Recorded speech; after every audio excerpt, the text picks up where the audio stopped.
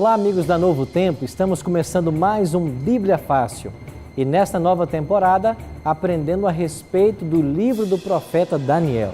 Eu quero convidar você então a tomar a sua Bíblia e juntos estudarmos esse livro que foi escrito há 2.600 anos no passado, mas a sua mensagem é atualíssima.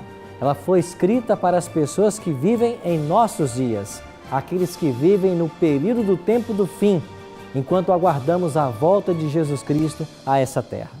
Nós estamos aqui no Cevisa, em São Paulo, com vários convidados que vieram de vários estados do Brasil para participar das gravações do Bíblia Fácil Daniel. E em cada programa, como vocês perceberam, a gente conhece um pouquinho mais a respeito de vocês. Eu vou pedir agora ao Alexandre que, por favor, tome então o microfone. Alexandre, fale um pouquinho mais para nós sobre você. Eu fiquei sabendo já que você é pastor da Igreja Assembleia de Deus, vem lá de Araguari, Minas Gerais, Isso. Morou um tempo em Goiânia. Não, morei no interior do estado de Goiás. No interior do estado de Goiás. De Itumbiara, é uma cidade muito boa, gosto demais do pessoal ali.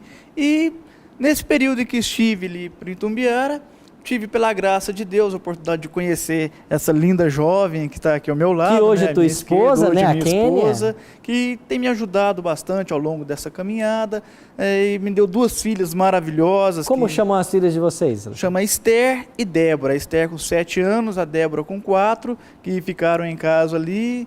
E estamos ansiosos, aguardando para revê-las, né? Estamos com saudades de casa já, mas principalmente aqui, por estarmos aprendendo um pouco mais e nessa oportunidade que estamos tendo de estarmos aprendendo um pouco mais acerca da Palavra de Deus, num livro tão complexo como esse de Quanto Daniel, né? Pois bem, Alexandre, você é muito bem-vindo, Kênia também, sua esposa, e todos vocês, né? Em cada programa vamos conhecer um pouquinho mais a respeito de vocês, enquanto estudamos o livro do profeta Daniel. E você que está nos acompanhando em casa, eu tenho para você uma surpresa, né? Nós preparamos o guia de estudo de Daniel. Então agora o guia de estudo do Bíblia Fácil é sobre o profeta Daniel. São 16 temas que essa revista traz, que vamos estudar aqui no programa, e você pode solicitar essa revista inteiramente grátis. Você pode fazê-lo de duas formas. Você pode entrar na internet, o nosso endereço é novotempo.com/Bíblia Fácil. Ali você vai ter um formulário para colocar os seus dados postais e nós enviaremos essa revista para a sua casa. Ou, se você preferir, você pode ligar para o nosso telefone, que é 0 operadora 12 21 27 3121. Você vai ser atendido por nossos servidores ali na Novo Tempo, que vão fazer o seu cadastro e através dos correios, essa revista vai chegar até a sua casa para que semanalmente você acompanhe os estudos que nós estamos tendo aqui no Bíblia Fácil. No final da revista, você terá ali um questionário. Se você preencher todo esse questionário e mandar de volta para nós, você poderá também ganhar CDs da gravadora Novo Tempo e assim aprender mais da Palavra de Deus. Pois bem, estamos prontos agora para darmos início a mais um estudo e o tema que nós vamos estudar nesse primeiro capítulo, 2 poderes em conflito. Nós iremos aprender de que o conflito entre o bem e o mal, eles se evidenciam de forma extraordinária nesse primeiro capítulo de Daniel. Mas nós temos um hábito aqui, certo? Nós nunca começamos o programa sem antes orar. E eu quero convidar você e você que está em casa participando a também orar nesse momento. Pai de amor, estamos reunidos mais uma vez para estudarmos a Tua Palavra. Abençoa-nos agora, enquanto abriremos o Teu livro, para que as verdades que o Senhor deseja revelar, elas possam trazer ao nosso coração a paz e a esperança que nós tanto precisamos. Dai-nos a Tua bênção agora. Em nome de Cristo te oramos. Amém. Pois bem, o livro do profeta Daniel fala de uma história muito interessante que começou séculos antes do profeta nascer. Vocês se lembram que Gênesis, no capítulo 12, registra a história do chamado do Abraão?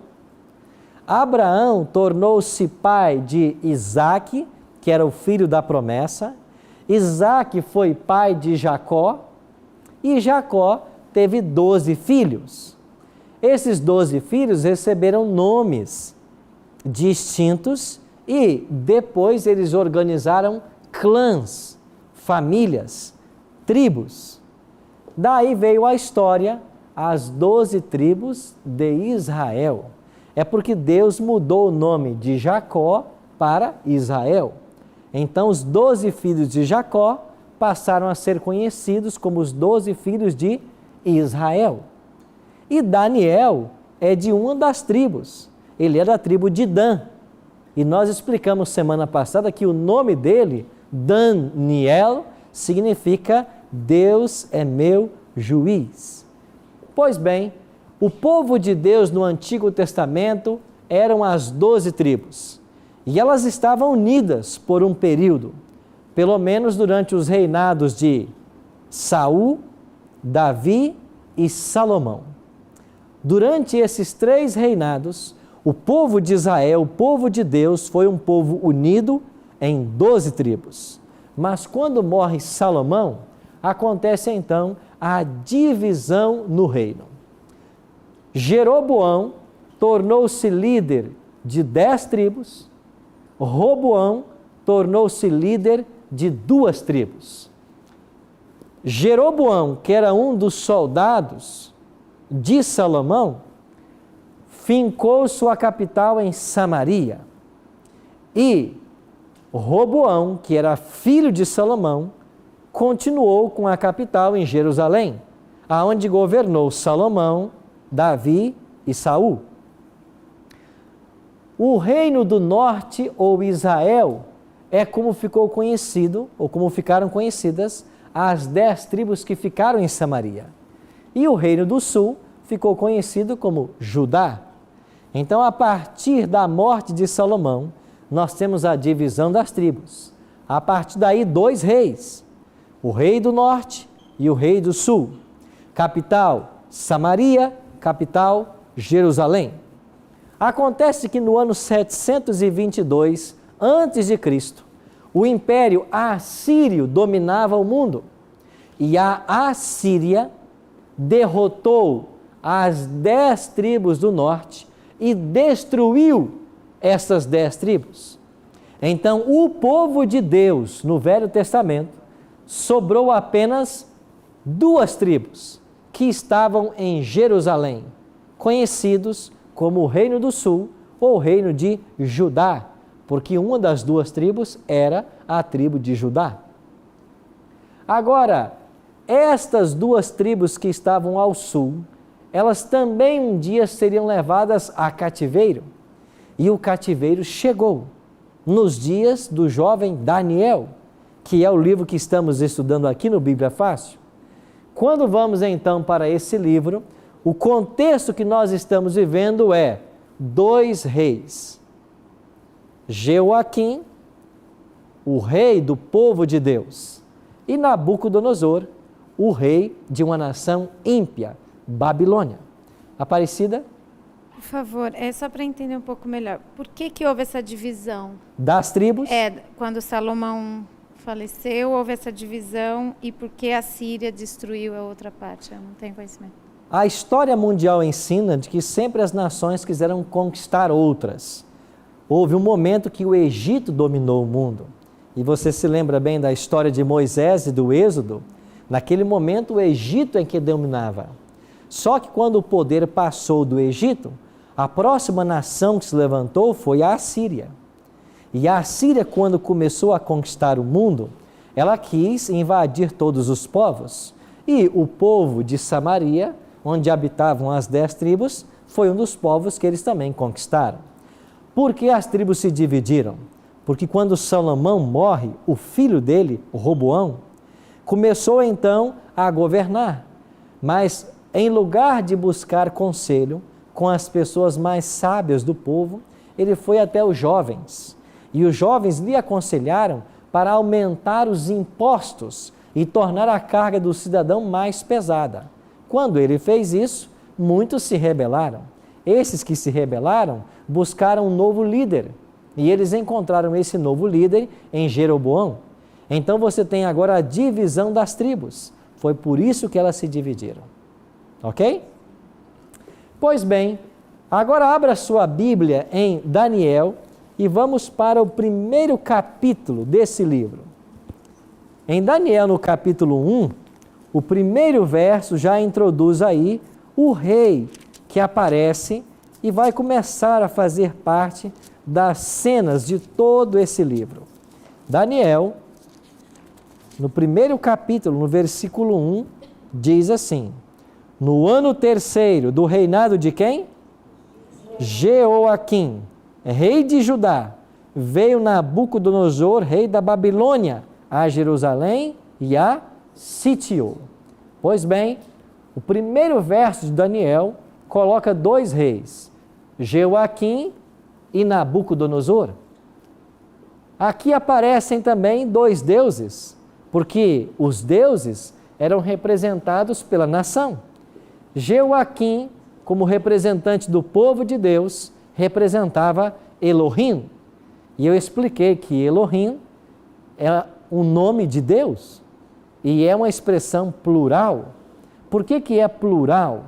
Porque nós entendemos Deus como sendo Deus Pai, Deus Filho e Deus Espírito Santo. Pois bem, Jerusalém e Babilônia são duas cidades que do Gênesis ao Apocalipse, elas brigam. Aonde está Jerusalém em Gênesis? Se você for ao livro de Gênesis, no capítulo 14, verso 18 em diante, vai dizer que Melquisedeque, que era rei em Salém, trouxe pão e vinho. E esse Melquisedeque era sacerdote do Deus Altíssimo. Ele abençoou a Abraão. E esse Melquisedeque era sacerdote e rei em Salém. E da palavra Salém veio a palavra Jerusalém. Então você tem aqui em Gênesis uma referência a Jerusalém. E aonde está Babilônia? No Gênesis. Aí está em Gênesis também, no capítulo 10, a partir do versículo 8. O Gênesis diz de que Cuxi, um dos descendentes, gerou a Nimrod, e ele foi poderoso caçador na terra. E diz então que como Nimrod, poderoso caçador diante do Senhor, e o princípio do reino de Nimrod foi qual? Babel. Você lembra que Babel, também eles tentaram construir lá uma torre para chegar até os céus. E a palavra Babilônia, ela deriva-se de Babel. Então, no Gênesis você tem Babilônia e tem Jerusalém.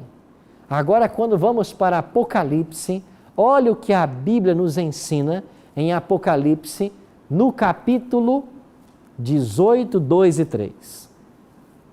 Caiu a grande Babilônia e se tornou morada de demônios e covil de toda espécie de espírito imundo e esconderijo de todo gênero e de ave imunda e detestável. Aqui está no Apocalipse Babilônia, mas você vai perceber de que Jerusalém, ela também está no Apocalipse. E no capítulo 21, nós lemos o seguinte: vi novo céu e a nova terra, pois o primeiro céu e a primeira terra passaram e o mar já não existe. Vi também a santa cidade, a nova Jerusalém. Você percebeu que do Gênesis a Apocalipse nós temos essas duas cidades? E em todos os momentos essas duas cidades, elas representam a sede do povo de Deus, do bem, e a sede do mal, a sede do inimigo de Deus. Do Gênesis ao Apocalipse, essas cidades caminham juntas. Sim, meu amigo Luciano? Pastor, nós observamos que no Gênesis ali foi citado sobre Melquisedeque, né, como sacerdote ali em Jerusalém. Mas nós vemos que o sacerdócio foi instituído bem depois de Melquisedeque. Por quê? O sacerdócio levítico foi estabelecido nos dias de Moisés, quando um santuário foi construído. Agora em Gênesis você tem Melquisedeque, que é um personagem distinto, porque ele não tem origem e nem se diz para onde ele vai. Ele é um personagem meio enigmático. Por que ele aparece aí no Gênesis? Porque Melquisedeque é um sumo sacerdote que é tipo de Cristo. Porque Melquisedeque acumulou ao mesmo tempo as funções de sacerdote e rei. E Jesus Cristo é o único que ocupa a função de sacerdote, rei e profeta. Ele acumula essas três funções. Então, Melquisedeque já era sacerdote, porque ainda que o santuário não estivesse construído, sempre existia um santuário. Tanto é que quando Moisés foi construir o santuário, lá em Êxodo, capítulo 25, verso 40, Deus diz assim para Moisés: Moisés, construa o santuário, mas construa-o segundo o modelo que eu te mostrei. Ora, se Moisés vai construir um santuário e Deus já mostrou um modelo, é porque já havia um santuário. E nós iremos aprender em Daniel, quando chegarmos no capítulo 7 e 8, de que existe um santuário no céu. De fato, o santuário é o principal tema do livro de Daniel. Nós vamos voltar a esse tema daqui a pouquinho. Um outro detalhe. Estas duas cidades falam de dois poderes antagônicos. E quando esses dois poderes entram em conflito, o povo de Deus é envolvido. E aqui em Daniel, nós vamos encontrar o povo de Deus sendo envolvido em três aspectos. Os jovens que foram levados cativos para a Babilônia, eles vão enfrentar um desafio mental, um desafio físico e um desafio espiritual. Volte para Daniel, capítulo 1. Olha o que diz o versículo 2. O Senhor lhe entregou nas mãos a Jeoaquim, rei de Judá, e alguns dos utensílios da casa de Deus. E este levou-os para a terra de Sinar, para a casa do seu Deus, e os pôs na casa do tesouro do seu Deus. Como se chamava o deus babilônico principal? Marduk. Então Nabucodonosor, que era rei de Babilônia, invade Jerusalém, e ele levou não só os judeus cativos, como levou, diz aqui, os utensílios sagrados. Quais eram esses utensílios sagrados? Eram as peças, as vasilhas que eles usavam no serviço do santuário. Então, esses utensílios, Nabucodonosor também levou para a Babilônia. E junto foi Daniel. Daniel foi escravizado junto com 3 de seus amigos. Agora olhe para o versículo 3 e 4. Disse o rei a Aspenaz, chefe dos seus eunucos, que trouxesse alguns dos filhos de Israel, tanto da linhagem real como dos nobres, jovens sem nenhum defeito, de boa aparência, instruídos em toda sabedoria, doutos em ciência, versados no conhecimento, e que fossem competentes para assistirem no palácio do rei, e lhes ensinasse a cultura e a língua dos caldeus. Entre os jovens judeus escravizados estavam Daniel, Ananias, Misael e Azarias. 4 jovens, que nós iremos ouvir falar muito deles daqui para frente. E o rei mandou que entre os príncipes judeus se escolhesse alguns jovens dos mais sábios, para que assistissem junto ao rei. E então eles deveriam ser preparados por um tempo. E aqui veio o primeiro desafio para o povo de Deus. Babilônia, a sede do inimigo de Deus, está agora querendo atacar os filhos de Deus. E o primeiro ataque que eles fazem é um ataque mental. Como se deu esse ataque? Olha o que o texto está dizendo. Deveria ser ensinado a esses jovens o quê? A cultura e a língua dos... Pois bem, o povo babilônico, ou os caldeus, e quando falar de caldeu e babilônico, eu estou falando do mesmo povo. Os caldeus, os babilônicos, eram povos politeístas. Por serem politeístas, eles acreditavam em vários deuses. E os deuses babilônicos estavam divididos em 2 categorias: deuses pessoais e deuses que eram impessoais. Deuses que funcionavam como protetores, como guardiões de cada pessoa, e deuses que habitavam fora, longe deles, os quais eles não tinham acesso. Esses deuses de longe eram os deuses mais poderosos. E agora, essa cultura politeísta de todos esses deuses começou a ser ensinado para Daniel e seus amigos. O que o inimigo queria com isso? Tornar esses jovens que eram monoteístas, que acreditavam em um único Deus, no Deus verdadeiro, em jovens politeístas. Então, a primeira tentação desses jovens em Babilônia foi uma tentação mental. Nós iremos ver no próximo bloco que eles também tiveram mais duas tentações, em dois aspectos da vida humana. Já já estaremos de volta com Bíblia Fácil, Daniel.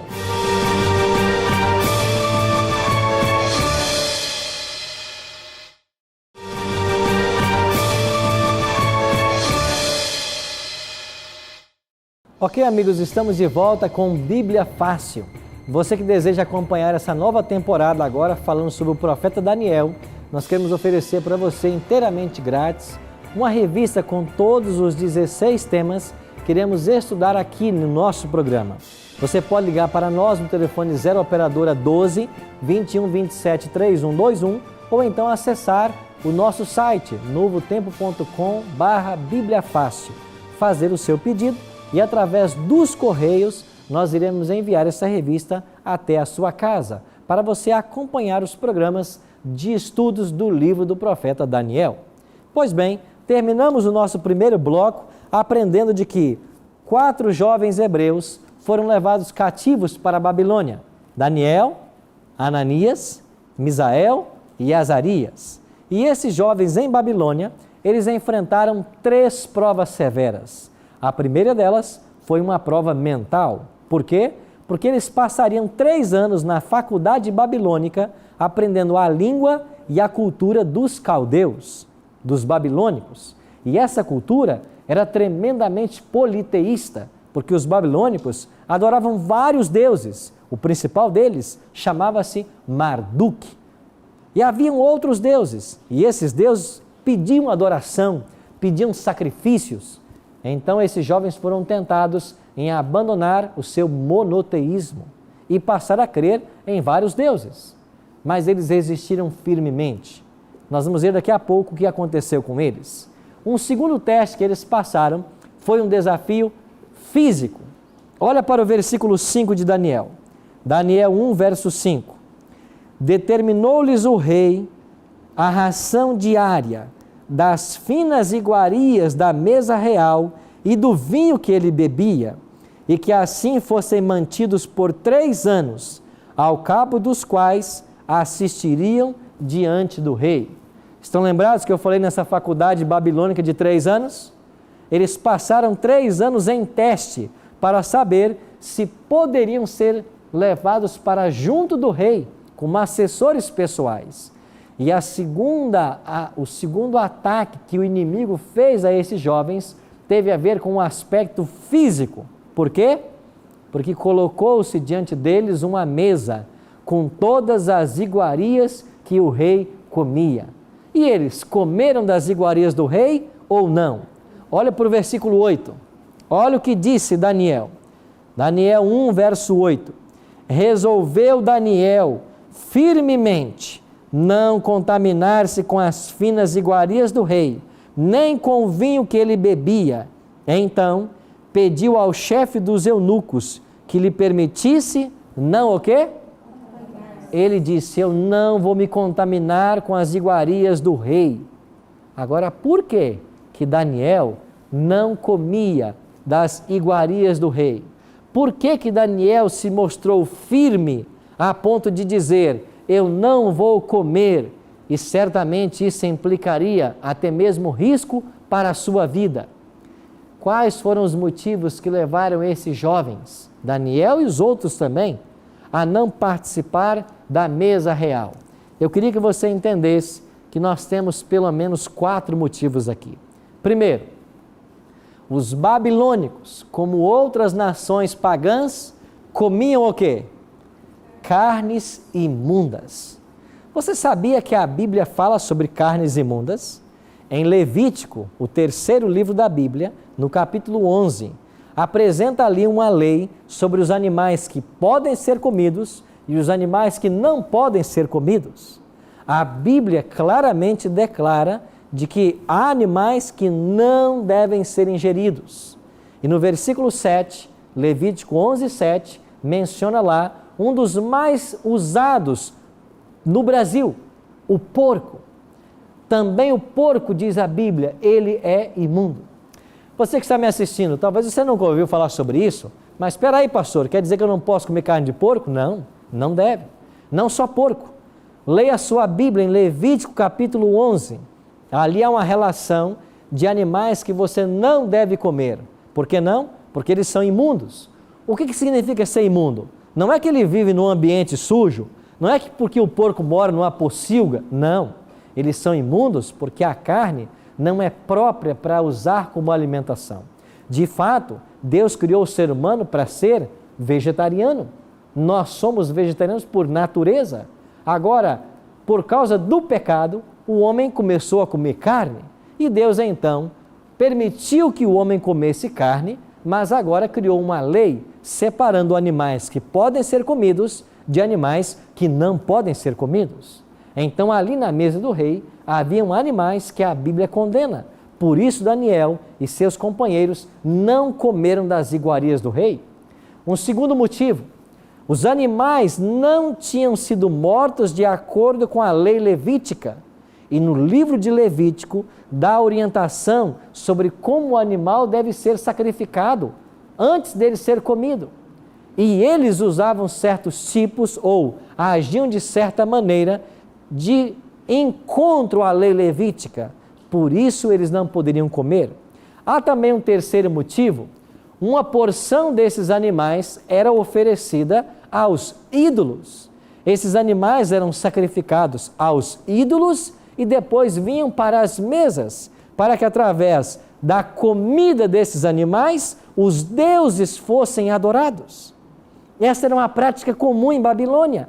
Então, aqueles alimentos eram sacrificados aos ídolos. Por isso, Daniel não comeu.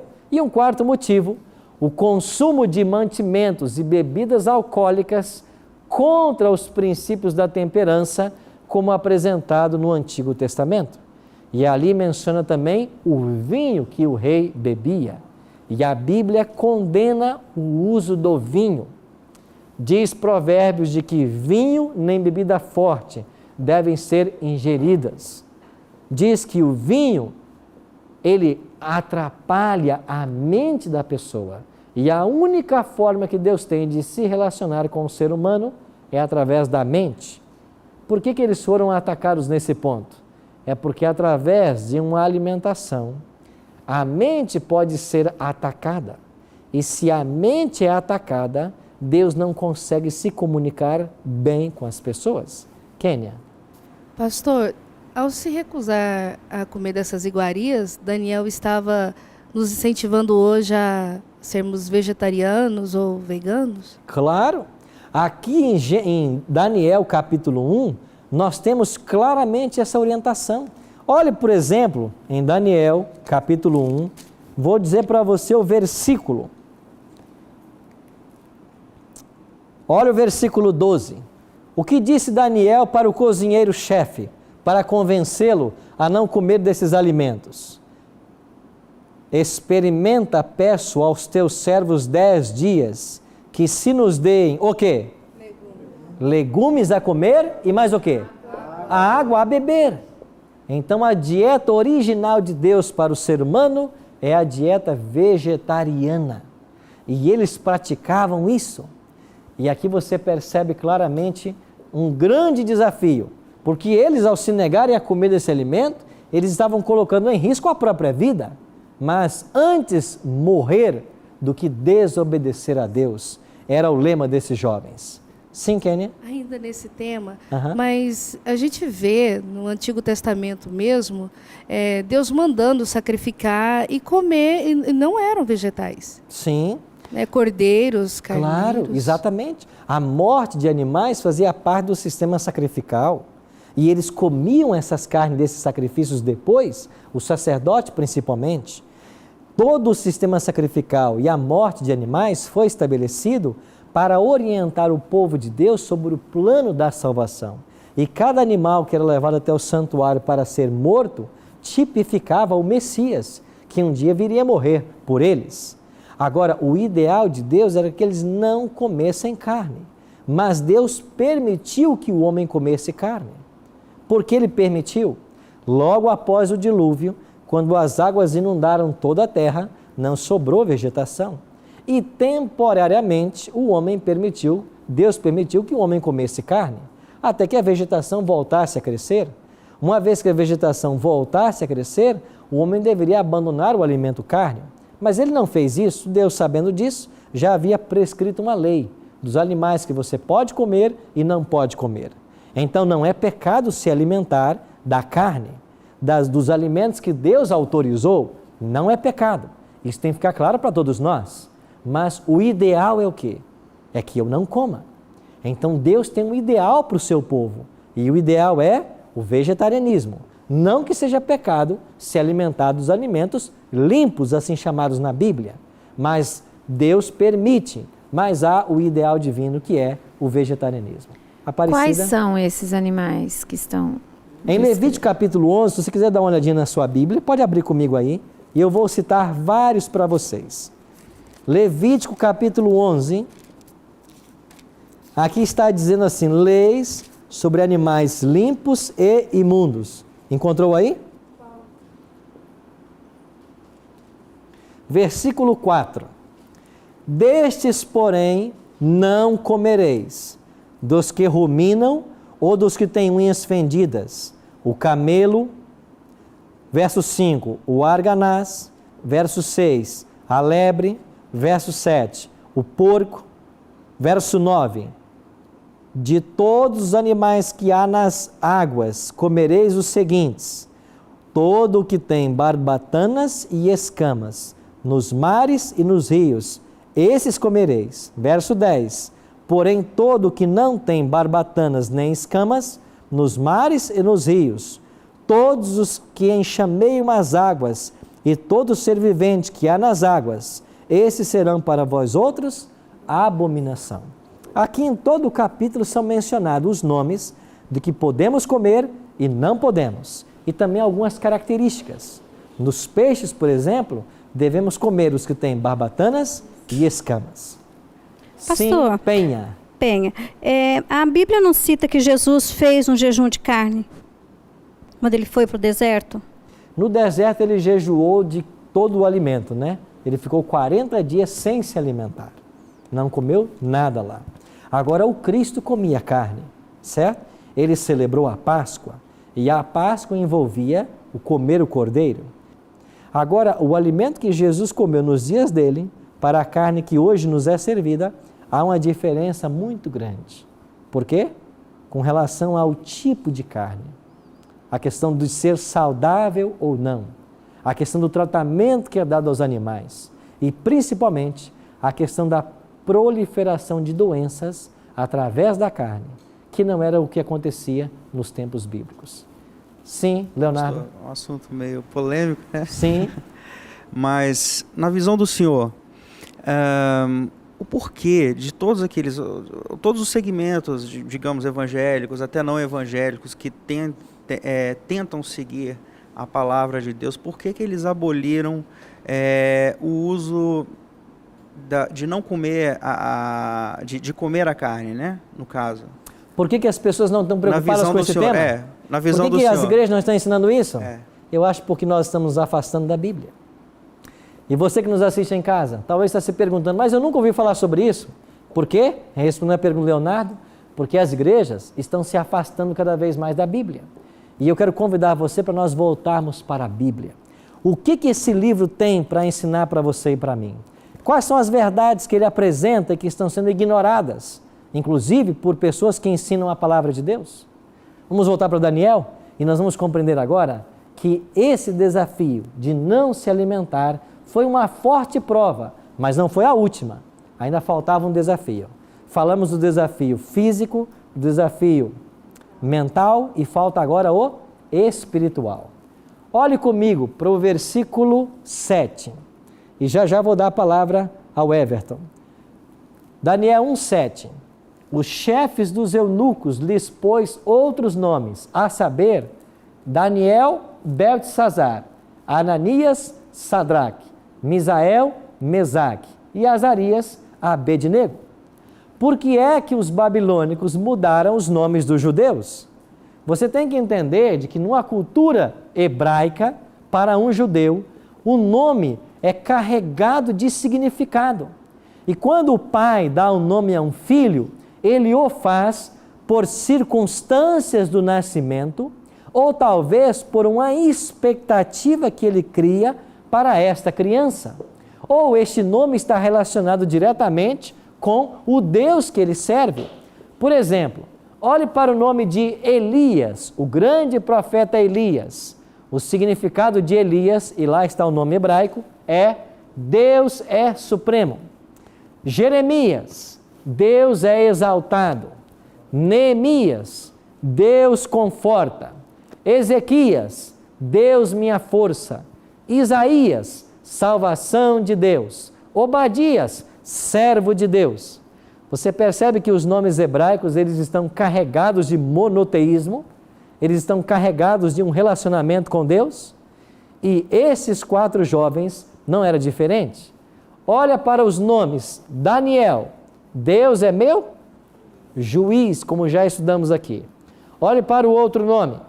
Beltesazar. Esse foi o nome que os babilônicos deram a Daniel. O que significa Beltesazar?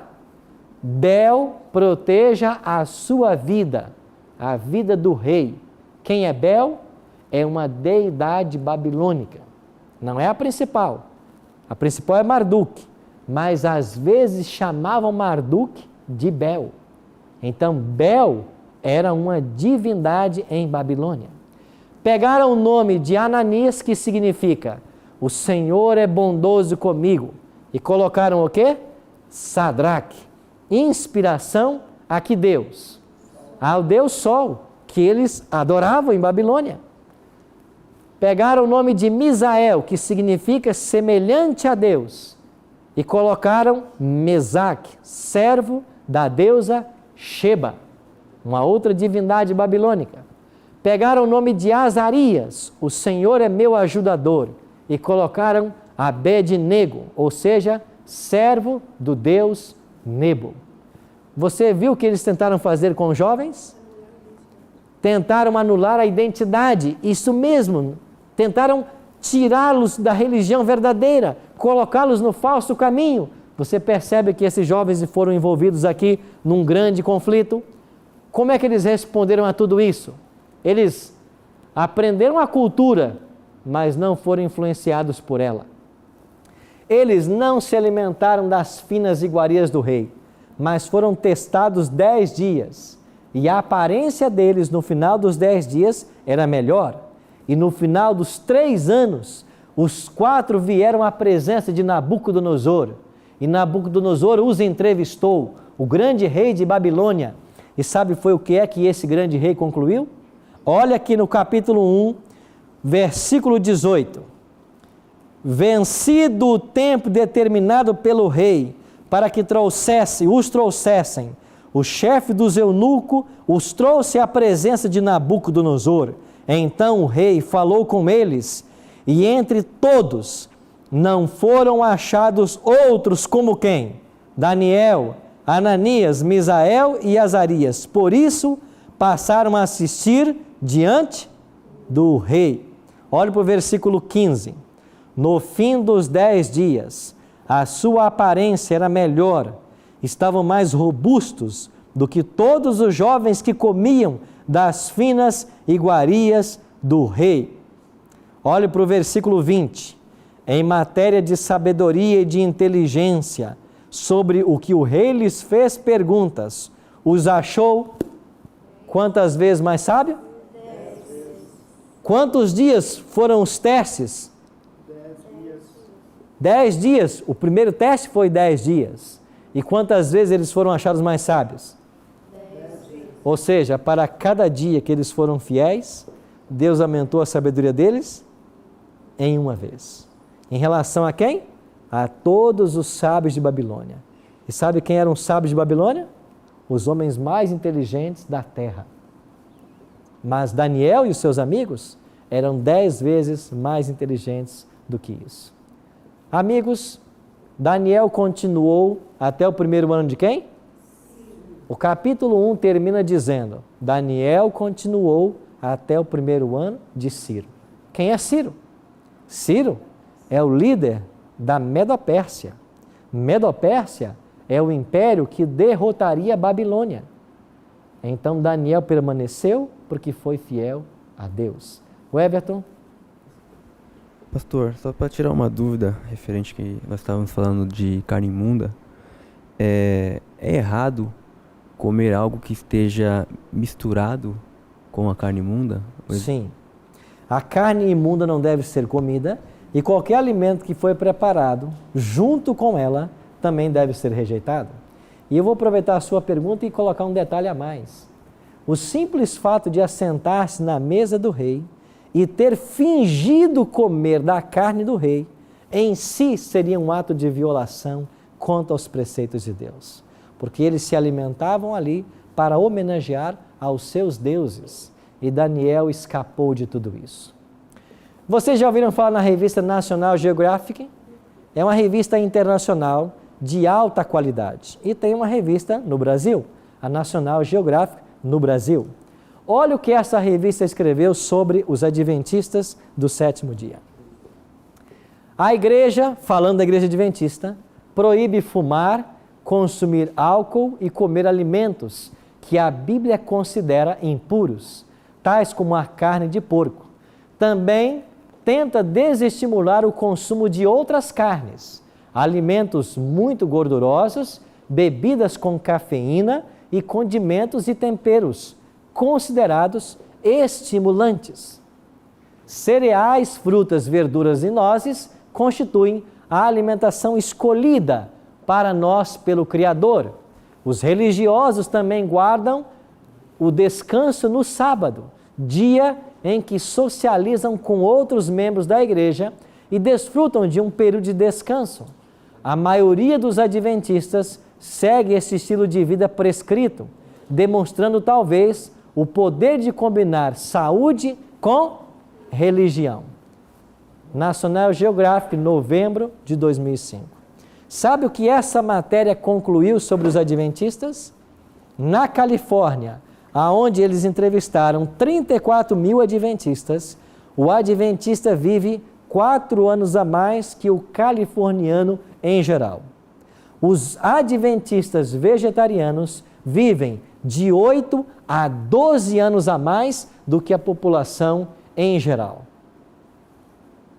Sabe o que a ciência está dizendo? Que o estilo de vida adventista faz bem à saúde. A Bíblia, quando diz não coma isso, não pensa num Deus que gosta de picuinhas e que fica se intrometendo na sua vida. O Deus que Daniel apresenta é um Deus que quer o seu bem, um Deus que quer a sua felicidade, que você tenha vida e vida em abundância. Quando Deus diz assim, não coma essas carnes, não use bebidas com cafeína, estimulantes, repouse no sábado, um dia por semana. Deus está dizendo, isso faz bem para você. Ele que te criou, Ele te conhece, Ele sabe tudo sobre a sua constituição. E a experiência desses jovens em Babilônia é uma prova severa para mim e para você de que vale a pena ser fiel aos princípios da palavra de Deus. É claro que o estudo de hoje, nós estamos tocando na ponta do iceberg, mas a mídia está reconhecendo de que o estilo de vida adventista faz bem à saúde. Ana Paula Padrão, quando dirigia um programa no SBT, apresentou um programa, 9 minutos de uma reportagem sobre o estilo de vida adventista. E sabe o que ela concluiu? De que esse estilo é o estilo correto. E por quê? Isso não é propriedade dos adventistas. Isso é orientação bíblica. É a Bíblia que está dizendo para mim e para você. E eu quero convidar você que me assiste em casa, e vocês que estão aqui, a nós atentarmos para as claras orientações da Palavra de Deus e saber que há um estilo de vida a ser seguido. E se eu atender os conselhos de saúde que esse livro me apresenta, como Daniel e seus companheiros, sabe qual será o resultado? Longevidade, prosperidade, saúde, vida e vida em abundância. Pense nisso.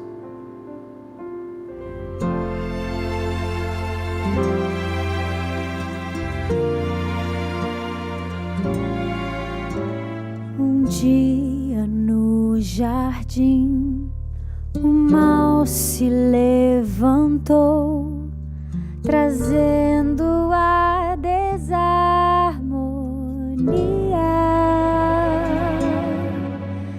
Ensinos desleais, mentiras mais e mais distanciaram Deus do homem. Foi quando o frio apareceu, quando a primeira flor morreu e uma sombra de maldade no coração de Adão nasceu. Mas haveria um Salvador que morreria por amor. O Cordeiro aqueceria toda noite fria, pra não mais haver a dor.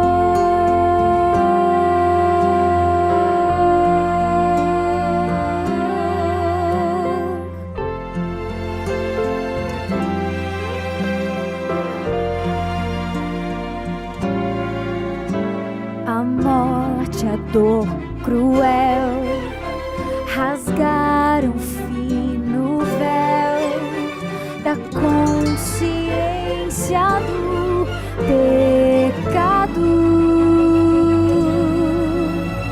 A natureza má se alastrou então, trazendo sofrimento a todos. Foi quando o frio apareceu, quando a primeira flor morreu, que uma sombra de maldade no coração de Adão nasceu. Mas haveria um Salvador que morreria por amor. O Cordeiro aqueceria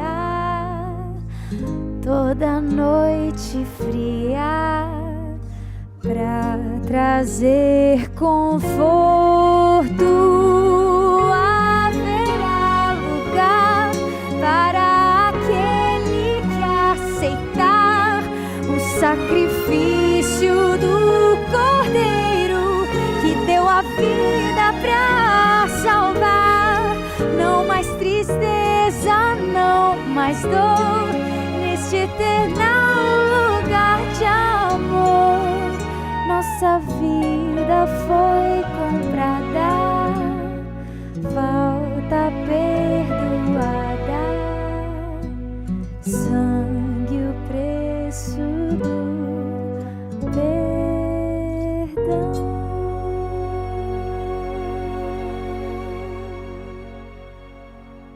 Sangue, o preço do perdão.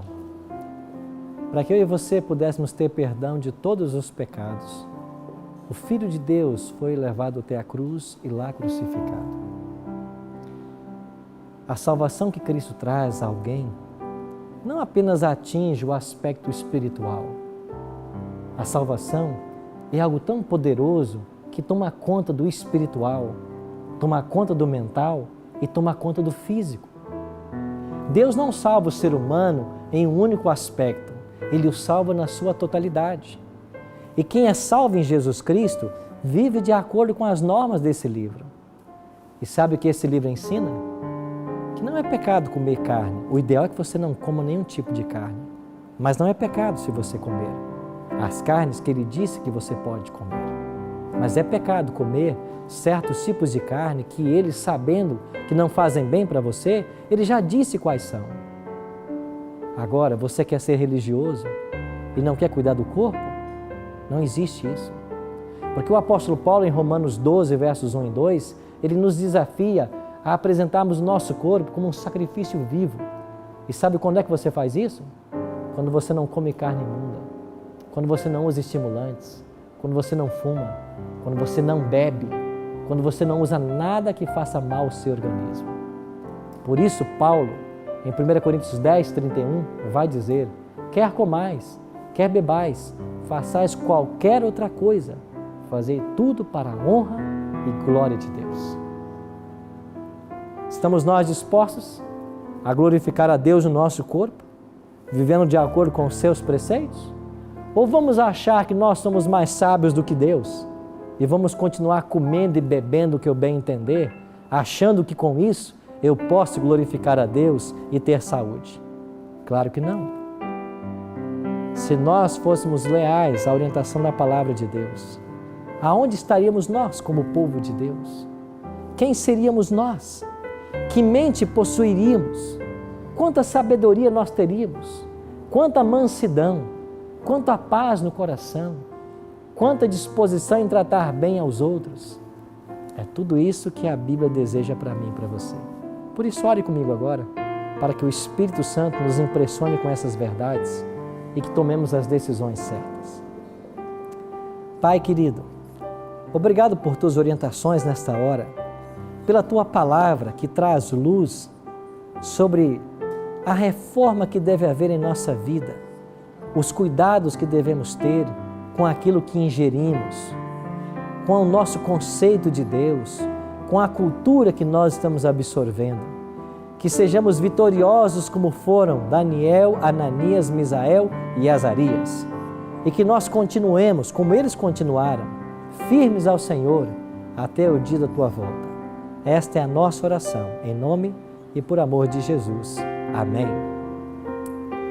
Obrigado, amigo, pela sua companhia aqui no Bíblia Fácil Daniel. Na semana que vem estaremos juntos para um extraordinário sonho. Um sonho que conta a história da humanidade. Não perca, eu te espero na próxima semana.